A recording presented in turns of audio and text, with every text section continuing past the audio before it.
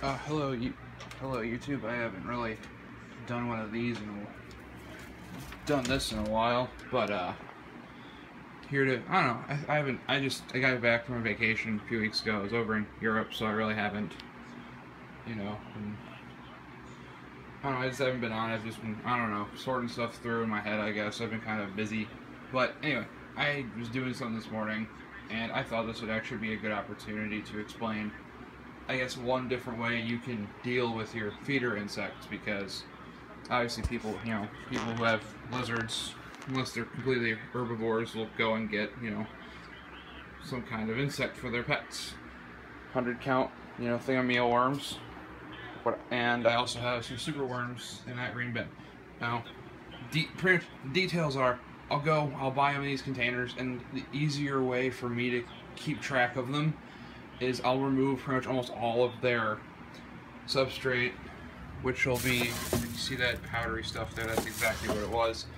Because if I separate them into these little containers and throw their substrate away, then I can blanket where they're going to be residing, like their temporary homes, with food or no substrate, so they're much easier to grab. I can clean out the dead skins, and I can find all of these. These are pupae, mealworm pupae. They pupate really quickly. That's why they're actually refrigerated in the pet stores. Superworms take a long time, from what I heard. Like, some say you have to isolate them, but they just take a long time to pupate. I heard, like, even if you have adults, it takes a long time to get them to do it.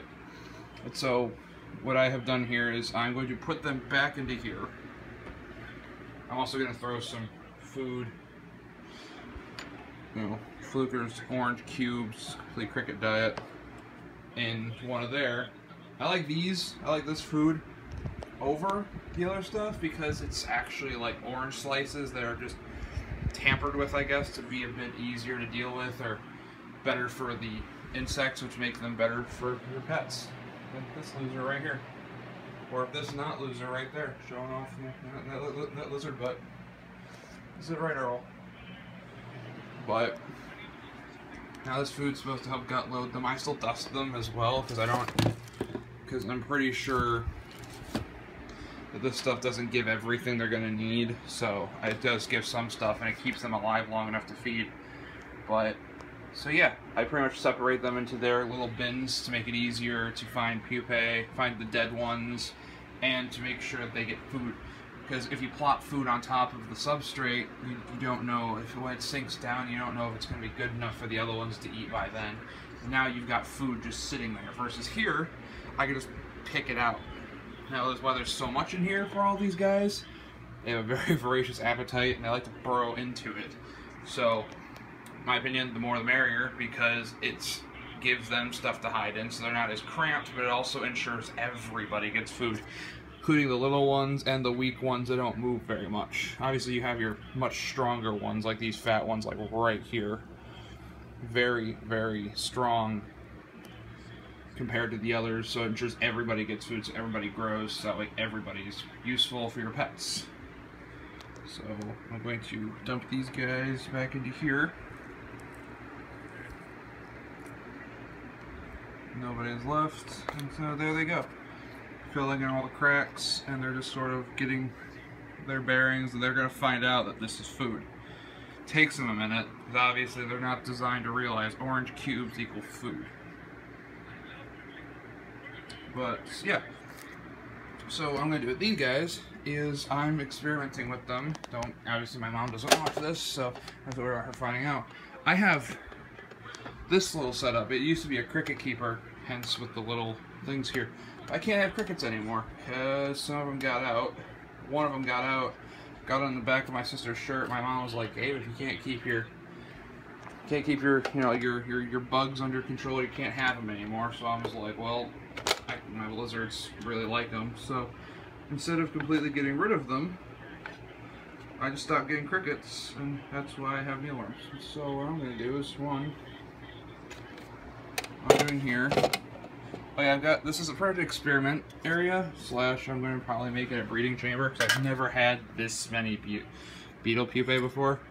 This guy is supposed to turn into a beetle. I mean, look how big he is. He's probably going to turn very soon Start cleaning this out. Hang on, I grab tweezers. So I'm just cleaning this out cleaning all the old food out of here. Taking the dead one up. Where'd it go? And it's in there again. You know, I'm not very good with my left hand. Hang on. There we go. Right hand. Much better. And there we go. Now it's thrown away. I'm gonna put all these guys actually in the substrate because I found 2 dead beetles. One of them looked eaten. Well, actually, one of them wasn't dead right away. It did get eaten though. I assume by this guy because they also like to eat protein and things, and these guys are pure protein. So I'm gonna put some food in here, some of the cricket diet stuff in this little dish here for them to eat.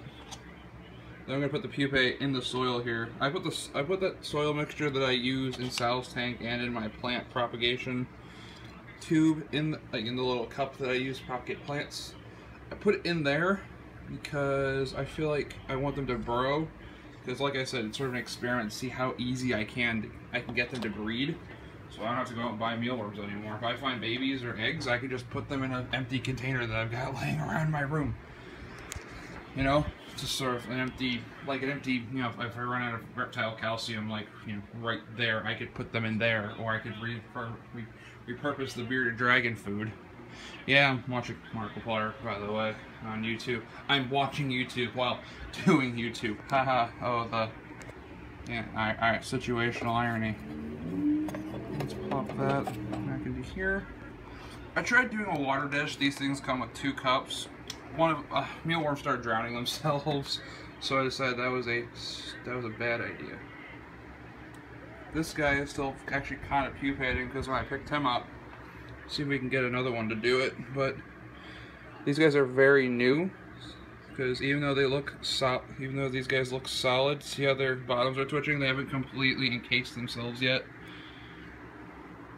Don't worry, they'll be fine. I know it looks like I'm dropping them from a far distance, but I've done this before. I know what I'm doing.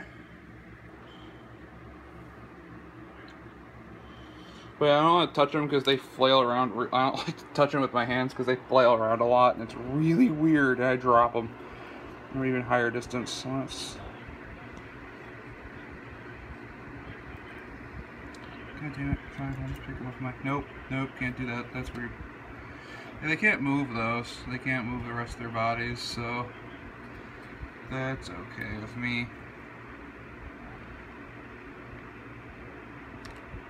Oh, jeez. Now he's on the floor. Yep, stop being a wuss about it. There we go. Like 4 more to go. If all of these guys make it, I'm going to have so many of these little beetles crawling around. Obviously, there's going to be, like, males and females. By the way, you don't have to worry about the pupae biting, which I know is kind of weird. Like, now I'm touching it with my hand. Now I realize something. They can't bite because they don't have mouths on the outside. It's all on the inside of their shells and shit. So yeah, they're on there. I've got. Wait, where'd he go? Oh, he probably crawled. No, he's underneath one of the pieces of food. There he is. So yeah, this is sort of this area. It'll probably take about 2 weeks for these guys to actually hatch out if they live. They should live though. So when they do, if they do, I'll make a video on that. I don't know, really nothing to make videos about as of late, unless I want to talk about future plans, because I do have some pretty nifty ideas, just in general, like not even about my lizards, because my dream job is to work at a pet store. So I was just brainstorming if I were to ever open up my own, and it was some pretty wild stuff. So, if I don't talk to anybody, I know a few people who I know in person watch this stuff, watch my videos, like, probably, I just like my dad, his girlfriend, I guess. Other than that, if anyone wants to hear my ideas, just kind of, you know, let me know, shoot me a message, be like, hey, talk about, ask me questions, and I guess I'll do Q&A kind of thing, and then just kind of babble. Because I like sharing my wild and wacky ideas. well, not wild and wacky, but they sound outrageous, but I feel like they're actually pretty useful. Educational, unique.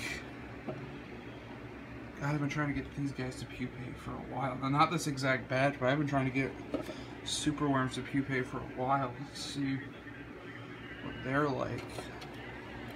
Because mealworms and superworms are obviously, by they look like cousins. I read somewhere that superworms are genetically altered mealworms, but that is not true in the slightest, actually. Apparently, they're just cousins of mealworms. I don't know the Latin names, but they're related to them, and that's why they look the same.